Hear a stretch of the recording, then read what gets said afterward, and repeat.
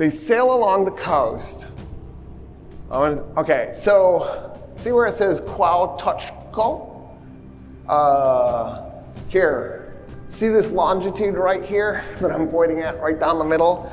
So where it hits the north coast, there's a little divot in the, where the longitude hits the divot where it hits the shore, Cortez takes his ships and stops them right there. So they didn't quite map the Gulf of Mexico. They're like, 30% of the way. Close enough. Government employee can't have high expectations. So he stops his ships. He orders everybody to go ashore. They go ashore. They found a city, and they name it Veracruz. That's where Veracruz, Mexico is. They found it right there. Boom. Done. Now every city has to have a mayor. So they elect a mayor. The mayor they elect happened to be one of the ship's cooks. That's the guy they picked to be the mayor. The reason they did this is because of Spanish law. Spanish law put civilian leaders over military leaders. So the instant that they make the cook the mayor, he now has the authority to order Cortez.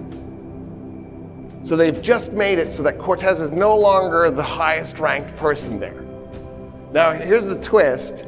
This law wasn't actually made by the Spaniards. It was made by Arabs when the Arabs ruled Spain.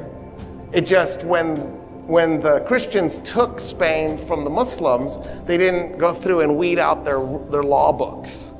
So that law was still on the books. And so they just invoked this Arab law and they made the cook the mayor. And the reason they do this is because Cortez has decided he doesn't want to map the Gulf of Mexico. That's boring. What he wants to do is he wants to march inland and see if he can find something worth killing people to take. And so he turns to the cook and goes, "Do you need to change my orders by any chance?" And the mayor of Veracruz, a city of only men, goes, with no buildings, it's just got ships, goes, "Yes, as a matter of fact, I am ordering you to abandon mapping the Gulf of Mexico. I am ordering you to march westward inland." And Cortez goes, "Very well, you're the mayor. I don't have any option here but to follow your orders."